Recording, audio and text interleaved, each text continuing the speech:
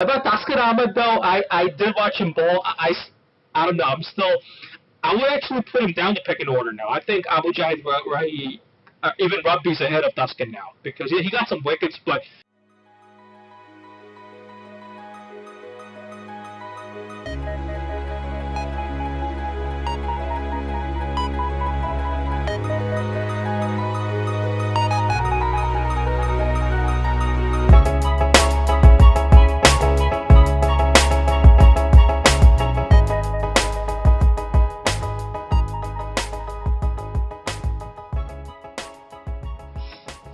hey guys, welcome to the 27th episode of The Yorker. We plan to talk about what happened so far. It's still early days. I think Rangpur Rider is the only team that played 5 games. All the other teams, they played 4. And Select Sixers, they played 3. But the Taka stage of the league is now over. So we just felt like we could get together and just talk about what impressed us, what didn't impress us so much, and anything really. Because before going to select, we feel like we should get some things off our chest if we can do that. Uh, let's start with this. I didn't really realize this before, but now as I watched like 3 or 4 of the games, and there is a clear separation between the teams in terms of paper at least. Because when you look at Kulna Titans and Rajshahi Kings, I feel like the guys they have in their team, they're they're not as good as the other 5 teams out there. I mean, talking about holistically as a whole. And that kind of reflects when you see the results, because Kula Titans, they haven't gotten a victory yet. But Rajshahi Kings, I feel like they, as they always do, they've managed to get 2 in there. They do have Mustafiza Rahman, which is a plus. But other than that, I feel like when you analyze all the teams just in terms of the paper, you really kind of expect the Titans and the Kings not to do as well as the others. What do you guys think? Rita?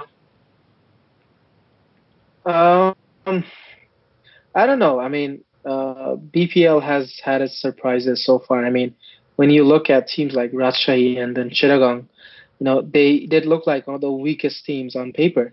Yeah. But, you look at those 2 teams now and they're doing pretty well.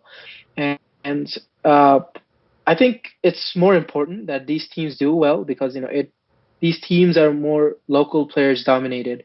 These teams rely on local players to win them most of the games. So when these teams do well, it sends a positive message to us as fans to see that our local players doing really well. Right. At the same time, for performing in the big stages, for performing in crucial stages, I think there will be those occasions where the big teams like Rangpur and Dhaka, they have those big guys that can perform under crucial situations. So that's where it's gonna come in handy. But yeah, so far it's been a pretty good BPL. It had a shaky start in terms of the quality and the production and whatnot, but I think it's getting better every day. And the last few days, I think the last few games, especially these games, were very very exciting, and I would rate them pretty high in terms of the Right. quality. Yeah. What do you think, Alfie? I So I'm yeah. Go ahead. Yeah, Go ahead, Roey. I'm sorry, Alfie. I want to thank Riyadh for bringing up the Vikings as well. I kind of forgot about them. That's another team that doesn't look as good in paper, but they do have Mushfiq Rahim, who's improved himself as a T20 player. But there is a separation between, say, Taka, Kumula Victorians, Taka Dynamites, Rangpur Riders, and the other teams out there. That's what I meant in terms of star power. And we actually see that reflected in the table because Dhaka Dynamites and Rangpur Riders are 1 and 2, I believe. And Kumula Victorians is up there. Where Vikings and Rajshahi Kings, they're not doing as well. Vikings is doing better, but they've gotten 2 really close victories, which could have gone the other way as well. So that's why they're doing good. Yeah, Alfie. So I mean, one of the main things I'm noticing is that like a lot of the players that you would expect to do well are not doing well, especially from the batting perspective. I have the Cricket Info stats up right now. So I was just looking at the bowling stats, but like if you look at the batting stats, apart from Mushfiq, and I think it was just in the last game he had a pretty good innings. But before that, and historically, I think Mushfiq's statistics in the BPL have been pretty poor. But we're looking at our main national team guys, and we're looking at Mamadou. I think Riyadh is averaging like 19. He's averaging 19 at a strike rate of just 104, and that's a very low strike rate in T20 cricket. We look at Shakib and Tamim are doing even worse. They're averaging 15 at a strike rate of less than 100. And it's kind of, on the other hand, we're also seeing Chris Gale is struggling. Gale is only averaging, it says here, 10.66, strike rate of 114. David Warner is not doing that great. He's only averaging about like 26. So it's a lot of these players that you would expect. Raza, who has done very well, Sikandar Raza, a Zimbabwean player who's done very well in Bangladesh domestic cricket, whether it's Dhaka Premier League or BPL. He's not doing well this year either. So I don't know if maybe it's something with the wickets or what's going on. Right, and that's what usually happens in leagues like these T20. The ODI stars or Test stars, not all of them do well, but there is a science to it. That's how I feel, to getting good T20 scores. And guys like David Warner, or even like T20 specialists, like the other day I saw this innings from the Sri Lankan all-rounder Isiru Udana. He seems to be in really good touch. Like whenever he goes out in the pitch, I can get an easy 30 from him anytime I want to get that kind of score out of him. So there seems to be a science of getting these T20 scores. And you just wonder, maybe we should try new guys out, because we don't know who's out there. Now I'm talking about the national team, the Bangladesh national team. I think that would be a good thing. Just take whoever's performing in BPL, throw them in the T20 team, and if they don't and give them a decent run. If they don't do well, then just go with the next batch, because there's a BPL every year. Every year, new players are coming out. So this year, it's been very surprising to see how well Naeem Hassan, the off spinner, has been doing. I haven't been able to watch too many of the games. So Rinat, actually, I haven't watched any of it. Yeah, I can comment on that. I think he has been brilliant with the ball. I think, to be very honest, his records in this BPL so far doesn't reflect how good he has been, because all the batsmen are basically just looking to play him out. He's almost getting like a Rashid Khan kind of treatment, where they are trying to block him, they're trying to rotate the strikes off him, not trying to take him on for most of the time. And his flight is beautiful. I think I had this impression that he's going to be a longer format specialist, but I think he has a real spot in the limited overs as well, because he has, even at this age, he has a remarkable accuracy, which is also pretty important in T20, right? And you can't, because when you go off the line on length for one ball, you get that delivery taken to the cleaners. Suddenly you gave away 6 runs. So it's very important to be accurate. Like guys like Narayan, these guys rely on accuracy to actually do well in this format. So he has been really good. So you got to bowl to your field. Yeah. Exactly. Yeah. And speaking of which, I just wanted to point out something that I've noticed, and it's really good to see that if you guys look at how Alok Kapali has been doing, he picked up I think 3 wickets in 3 games, and it's the Aussie mentality coming in with Warner as a captain. He knows the importance of a leg spinner. He has been playing Lamachane and Kapali, and Kapali has been doing good. He wasn't even considered as a bowler in the last, almost few years. But all of a sudden, he has picked up Mushfiq, he has picked up Musaddiq, he has picked up Narayan. That's 3 pretty big wickets if you think about it. And I think that kind of shows you that sometimes you got to trust these leg spinners. It probably shows you why we don't have a lot of leg spinners in our country, because they don't get the backing. But, when someone like Warner is backing someone that average like Alok Kapali, and he's getting results, right? So I'm not saying that, maybe Alok Kapali should come back into the team, but I'm just saying that maybe if other spinners like, Rishad, or even before when we had Zubair, if they got the backing, if Zubair was played in the last few BPLs, I am sure he would have had a lot better accuracy. It's one of the reasons why he got kicked out. He was inconsistent. Right. So I mean, it's something I noticed. that's a big thing, and I've been a huge proponent of having a good leg spinner. I am going to say that a leg spinner is very valuable in the ODI and T20 team if you can get him if he's a pretty good leg spinner. The average leg spinner is going to be just taken to the cleaners. There's no point playing an average leg spinner, But to But your point, I thought Joubert had a lot of potential, and he was young. He should have been persisted with. And the thing is that we've had players. I mean, I think there was an article in Cricinfo 3-4 years ago when Joubert was debuted that Tamim and Shaki were like, we know what's going to happen to them. He'll have maybe one or two expensive, innings spells, and then he'll get dropped. And because in Bangladesh we have no value for leg spinners, we just want left arm spinners to bowl, line and length accuracy, not even really turning the ball, and that's basically all what we do.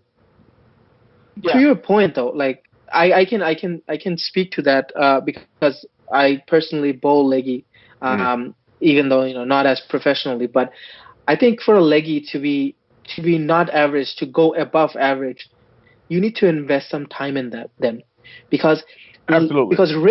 because wrist spin is the hardest form of spin, right? It takes a lot of practice. It takes a lot of net time.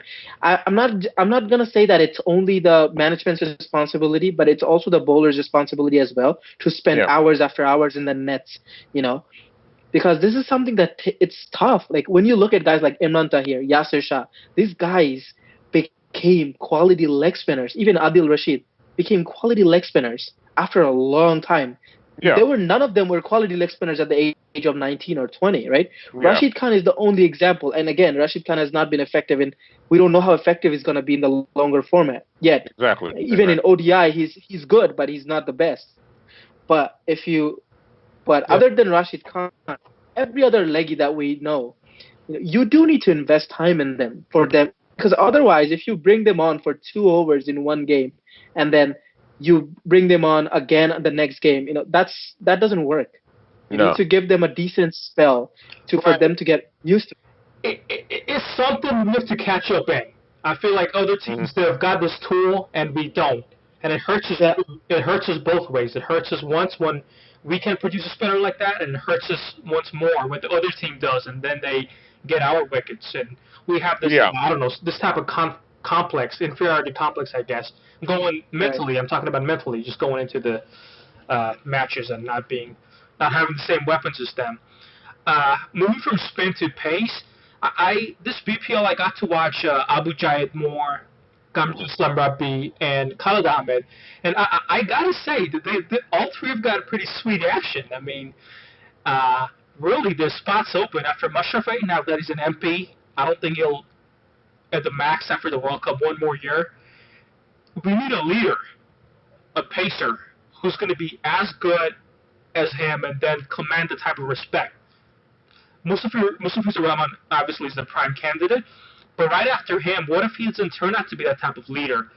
So then the spot's open for someone like Ronnie or one of these three guys I just mentioned, and they haven't been doing too badly. I mean, it's T20, you in length or line once, and then the batsman gets inside of your head and bashes you. Like we saw Gale take apart Gamze Islam Rabbi last night, but daytime in Bangladesh. But yeah, I mean it's not too bad. I mean I think it's really what we have right now. These three guys in the pipeline, and if they're up for it, if they work hard, if they spend time in the nets, we could see them get more time. Not just in the white jersey, but in the ODI and T20 as well. Yeah. I think, I think we have a pretty big list of seamers that are pretty good. We do, yeah. I just think we are lacking a proper coach. I don't think Courtney Walsh has been able to bring the best out of our seamers. I'm not gonna say he's a bad coach, or I'm not gonna say he's, he may very well be, but our seamers are a little bit different. They're all pretty big idiots when it comes to their heads. So you need the kind of coach that's gonna spoon feed them, that's gonna be on the sidelines, guide them on what to bowl, when to bowl, how to bowl, right, and what kind of field to set up. So I don't think Courtney Walsh is that kind of guy. But if you look at the BPL, I think, well, Taskin Ahmed, who's one of the worst T20 bowlers, he has been picking up wickets. I mean, I understand he has been expensive, and I'm not a big fan of him either. But to be honest, he has been picking up wickets, right? And I think Warner has, for the kind of leader he has been able to use him in a way where he picks up wickets in crucial time where other bowlers tighten up, right? Same with someone like Saifuddin, has been bowling pretty well, missing a lot of, missing that brain that he needs to sometimes, make the batsman think. But other than that, I think our whole pace attack, even if you look at the young Shariful, I mean, he has shown some true potential, and I'm sure Alfie's going to talk about that. And I haven't been able to watch anything. So have you watched Shariful bowl? I did. I did. I watched him in 3 games actually. I've been watched like at least 7 overs. So you're gonna have to. I'm gonna have to pick your brain here. Yeah. But continue. Finish. Yeah. Go ahead and finish. Yeah. So I think we have a huge list of steamers, that can replace. I'm not worried about the depth we have. It's just a matter about how the selectors deal with selecting the seamers to basically differentiate that which seamer is good for which format. And then at the same time, you need to give all of them a decent run, right? Followed by a good guided coaching. But other than that, our seamers are pretty good. I think we have I would agree. And we remember they first tried Khalid Ahmed, right? Or no, they first tried Abu Jahad Roey, and then they tried Khalid Ahmed. But they all got 1 games each. They never got that run that they needed to establish themselves, to differentiate themselves from the rest of the pack. But we do have a good depth. About Taskin Ahmed, though, I did watch him bowl. I don't know. I would actually put him down the pecking order now. I think Abu Jahid Roey, even Rugby's ahead of Taskin now, because he got some wickets, but very predictable, the stuff he does, Taskin still. Some of Rugby's deliveries yesterday, I was watching him bowl. They're really good. They're jacking in, and he's tall. He's like muscular. He can cause you problems. But it's that brain thing you talk about, Rinat. That they have to be smart. Just because you see the batsman do some neat footwork like Gale and then pick you apart, that doesn't mean what you did before was bad. You're good till that. Okay, he picks you apart for one ball, but go back to the think tank right then and prepare. Be precise. Have some conviction on what you're going to do in the next delivery. So, yeah, that's all. Honestly, I think in the T20 format for fast bowling, I think it really is based on just the variations. I think, and that's why you've seen that Fizz is so good. It's got to be. There's basically 3 ingredients: Yorkers, cutters, and maybe other slower deliveries. Just basically, and that's basically all you have to do. I don't see, because all you have to do is bowl a few dot balls, and you're gonna have a bad day. You're gonna have a bad day. Yeah. You're spot on, Alfie, because that's the one thing he lacks, Rugby. He doesn't have a good slower ball. So if he worked on his game, if he understood that I'm good, all I need to do is now work on this one thing, and then I can make a name for myself in the squad. Then I wish guys had that mentality. Here's the thing. So just to quickly comment on this, I think that this is where selectors needs to come in. I mean, the express bowlers, especially from Bangladesh, may not be suitable for T20s because they lack that accuracy. And the express bowlers are not express, like they're express in Bangladesh standards, but they're not exactly expressed in international standards. This is where, if you look at someone, even like Farhad Reza, he bowled some pretty darn good overs in the death. I mean, he bowled better than Taskin, right? Why? He doesn't have the pace, but again, he can bowl the Yorkers, he can bowl the slowers, right? And these are the kind of bowlers like Saifuddin, Farhad Reza, these guys are slower bowlers. In Mashrafi, who's our top wicket taker, these are the kind of guys that are not exactly express, but they are smart, A, and then B, they are the kind of bowlers the batsmen will usually go after. So if you have a smart fielding setup, if the bowlers are smart enough to set the batsman up, they can get wickets, and which is what they have been done, which is what they have been doing. So yeah, just wanted to point that out. No, absolutely. Yeah, absolutely. Just going a bit macro here, just talking about the BPL as a whole. Let's discuss the BPL because this is the 6th edition. It's one of the oldest leagues. maybe I've heard someone say third oldest after IPL and one other big bash league. Maybe I don't know. Yeah. They should have learned some lessons by now, but yet we see them make some mistakes at a strategic level, like the timings. First of all, I don't think they should have the games that early. It's better to have them all like day and night matches, so it gives the local community time to go back home and relax, eat some food, and then turn on their TVs and watch. It just makes more sense. So that's one thing I'm not too happy with. Yeah. The thing is, well, again, I think we should talk more about the tournament as a whole after it ends, because it's early, and then we had a pretty shaky start to the tournament, but now it's getting better every day. I think you guys will both agree in terms of the scores, in terms of the quality of the performances. Absolutely. No, and the overall production, and the overall, even the crowds are starting to come in. In Bangladesh, it takes time to pick things up. I understand what you mean, Riyadh, absolutely. But here's what it comes down to: you have to give the matches or the league a first chance. That okay, I'm going to give some of my time to this, and once you do, you actually feel it's entertaining. Come on, there's only 40 overs. You can be bored. If your team's not doing well, just wait 2 more overs. They might turn it around.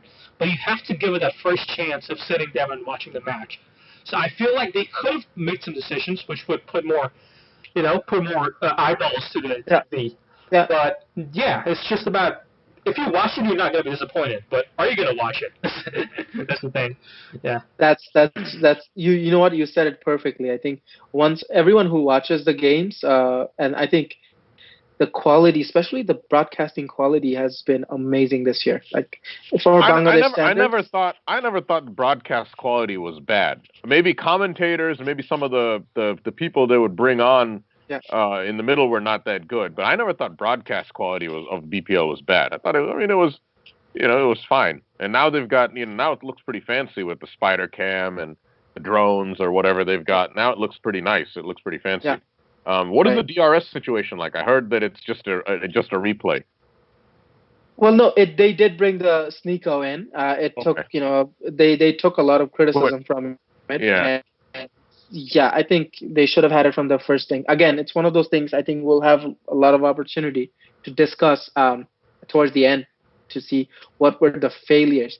But just to wrap things out, I think I just wanted to point out that we had some domestic guys perform pretty decently with the bat. Ronnie Talukdar is one of them. Yeah. I mean, seen his innings, he was pretty amazing. And then also Junaid Siddiqui has been pretty decent. So what do you think, Alfie? What do you think in terms of more domestic guys coming in? Do you think it's a positive thing, or do you think their performances are less likely to be translated to international performances? That's a really good question. I can't. The second one, whether you can translate that to the top level, I don't know. I can't really answer that question, and I haven't seen them play. And I'm not really an expert either. There's been a few guys that I thought would be really, really good. Taskin is one example. Anamul Hakbijoy was another example, and they turned out not to be all that great at the top level. But I think that it's definitely a positive. You have these, local players or these uncapped players. I haven't played for the national team in the case of Ronnie Talukdar. I think it's a terrific thing that they're doing well. I'm sorry, Alfie. I do know a little bit about this. That's why I kind of looked it up. Junaid Siddiqui's stats. So let me first tell you about the core. The core that we have, the famous 5 minus Mushrifik, since he's not a batsman. All 4 of them, they average 20 to 24, and all of them have a strike rate of below 120 or 130, I think, in T20. No, definitely 120. All below 120 strike rate. Someone like Junaid Siddiqui, he averages in the 7 T20s that he played for Bangladesh, he averages 22. So he's in that range. But check this out: his strike rate is 147. Way more than the core that we have. So again, it's like an open field we have in T20. I think we need to experiment more with these guys, and I wouldn't be surprised if we probably do, because at this stage, I don't see Tamim, Shakib, Mushfiq, the big guys becoming any better in T20 cricket. Yeah. Riyadh is, he's okay. He's not doing it too well in this BPL. I don't know about the past BPLs if he's done well. I think Riyadh can probably stay around. Maybe Mushfiq can stay around because he'll occasionally play a really good innings like he did the other day. He's improving too, Mushfiq. Yeah. But Tamim and Shakib, Shakib is, he'll make the team as a specialist bowler. But Tamim, it might be time to look beyond, Tamim Iqbal for a T20 team. Bring in same with Shomo, I would say. Same with Shomo. Has he not been having a good BPL? Yeah, I didn't see him in the most. Yeah, not really. But even Liton hasn't been doing that well in the BPL either. Right. But it's still early in the tournament. I think teams have only played 3-4 games, so there's still 2/3 of this or 3/4 of the tournament remaining. So there's still a good 10, 12, maybe 13 games left. So there's enough time for a batsman to turn it on. So right. Yeah. So let's see. I think they need to experiment because for the number 10 side, how worse can you get? You can't, right? Yeah. So exactly. So the young guys are doing well as well. Like you mentioned, Rinat. Afif has been doing well. Right, and then Yasir Ali, in the one chance he got in place of Ashraf, he hit it pretty well. Right. So just give them chances, and if you do select them for a squad, just give them an extended run and see how it plays on from there. Right. Let's talk a bit about the teams, and then we'll close it out. Since all these teams they put some money in building a fan base, and the fans care about their teams. They want them to win. I honestly, I didn't expect the separation to be this big. Now, to me, if you ask me, it's going to be Rangpur and Dhaka for the finals. It's already decided. How do you feel about that, Rinat? How do you think it's going to shape up? You never know. I'll be honest. I think even someone like Khulna, I think they can make a comeback. Khulna has always been that underachiever. Sorry, that team, that underrated team that quietly sneaks into the playoffs. So I wouldn't be surprised, right? And then again, if you look at a team like Kumilla Victorians, right? They were one of the strongest teams on paper. I'm not even kidding when I say that. They had Tamim, they had Soeb Malik, they have Stephen Smith, and who left, but they had Imrul Qais, Bijoy. They had a loaded top order. But even a team like them, they are struggling right now. They're struggling more than some team like Rajshahi or Chittagong. So it can turn around pretty quickly. Although, let's say for someone like Rangpur, it only gets better because they're gonna get AB de Villiers coming in, who is himself is like a huge boost. Whether he performs or not in our conditions remains to be seen. But yeah, I think so far it hasn't been very predictable. I'll be honest with that. Other than Dhaka, even Dhaka, I don't think I expected Dhaka to be at the top. I thought they would be pretty average with the West Indian guys. They usually don't perform really well in our conditions, but they have done well. Yeah, that's what I mean, Rinat. Whatever we saw on paper, it's kind of shaping up to be the exact same way, like our predictions, like Rangpur and Dhaka, since they have all the stars. Kumilla, they underachieved. So did the Sixers, by the way. They're doing pretty bad, but they only played 3 games, and all the other teams play 4 and 5, and they go to Select right now, so that I don't know what they're going to do. But if they don't turn it up to Select, then Sixers are going to be underachieving as well, just like the Victorians. And who else do you have? You have the Vikings.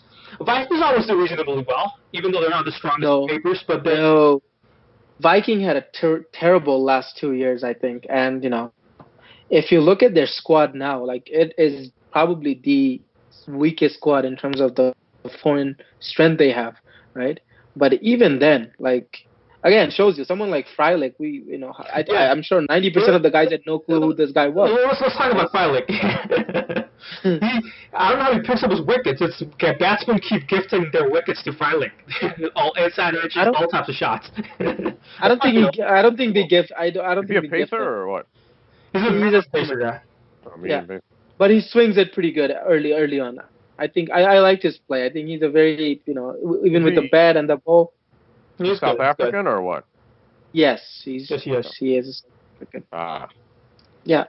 So I think it's been good. One guy that has really surprised me, and thank God Select picked him up late, is Nicholas Puran.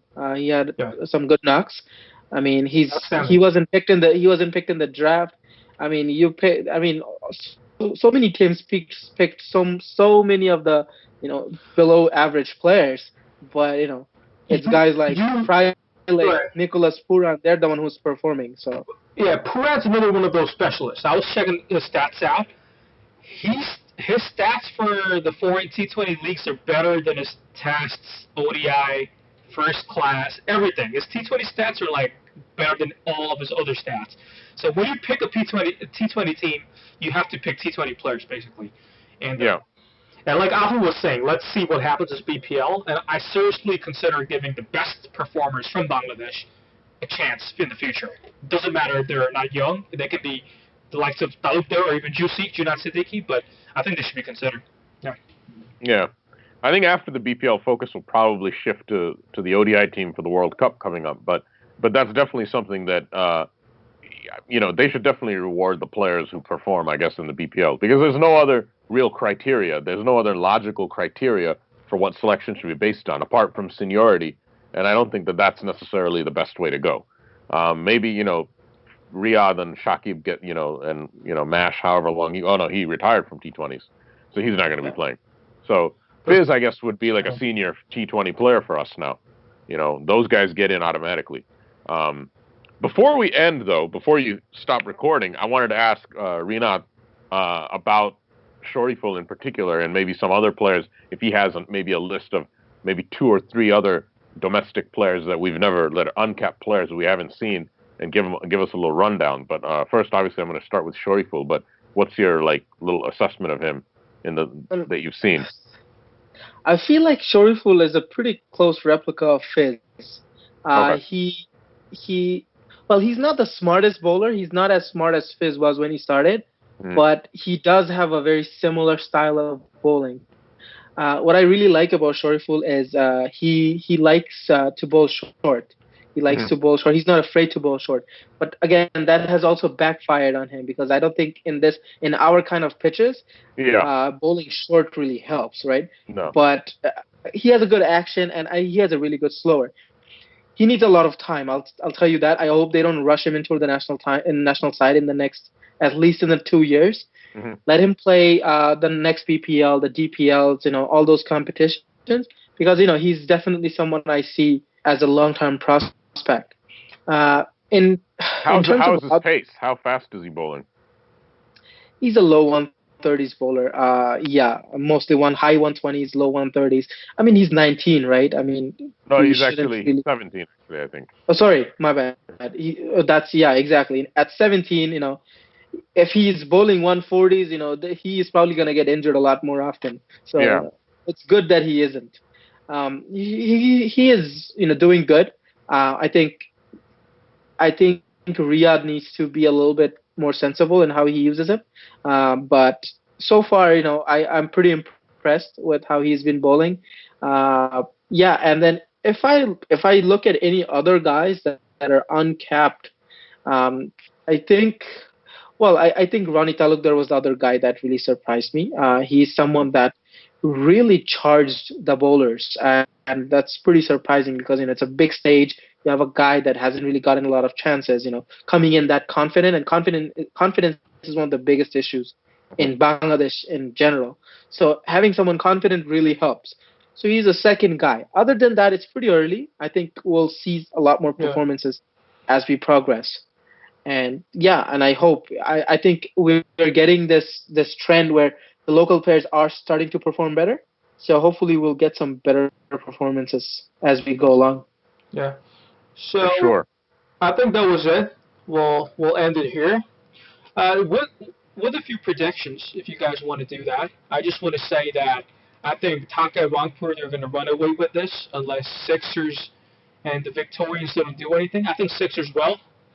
Victorians, I'm not too sure about, because I see the Vikings have more character about them, more gumption, like they really want it. I don't see the same thing from Victorians. And that leaves us with the Titans and Rajshahi Kings. Rajshahi Kings is a very interesting team. They're another team that punches above their weight. Cornwall is the same, but much later on. So I think, but one guy that has to step up is Riyadh. He's a terrible series so far, so Yeah. he needs to be their main man if Titans they're going to push for it. So Yeah. Problem with Riyadh is he hasn't really had any support from anyone in Kulna. Like, it's hard to come in and perform, and it's hard to be the anchor role and accelerate at the same time and stop the wicket flood. Yeah. Yeah. It's hard. But they're kind of banking on Riyadh though, because when you look at their team, they really don't have anyone else. But Well, you Riyadh. can, right? Well, you can, right? Yeah. You're not gonna go anywhere if you're relying on one person. If you look at Chittagong Vikings, one of the reasons why they're successful is because they've had multiple contributions from players all over the place. So I think one prediction I'm gonna make is I don't see Dhaka winning this all the way just with foreign performances alone. I think if they will at some point need to have their locals like Shakib performing, Ronnie Talukdar is performing, which is great, but I think they will need at some point Shakib to perform, Rubel to perform, and I think that's also the weakness for Rangpur is that they have been relying too much on Gale, on Hales, and all these guys to perform. But at the end of the day, you will need some of the senior local players like Mitun, and those guys to perform. Has to be a mix of both. Oh boy, I'm just looking right now. But Dhaka Dynamites, they really seem to have a dynamite like explosive batting line. I mean, they have do. Hazratullah, and then they've got Ronnie Talukdar, both of them with like ridiculously high strike rates, even for T20. And then you have Shubhagata, who like Home is also like striking at the same high rate. So and they've got Pollard. I don't know this. I don't know. Dynamites might be the team to beat at this stage. They're at the top of the chart. Just looking at the stats, but I mean, obviously we'll get a better picture. We'll get a better idea once the Sylhet phase is over. They are the most explosive side, but again, that can also backfire, right? And if you look at it, like they're in a given day, like Zazai again. If you look at Zazai, you look at Ronnie, you look at Shakib, Pollard, and then what's the other guy? Andre Russell.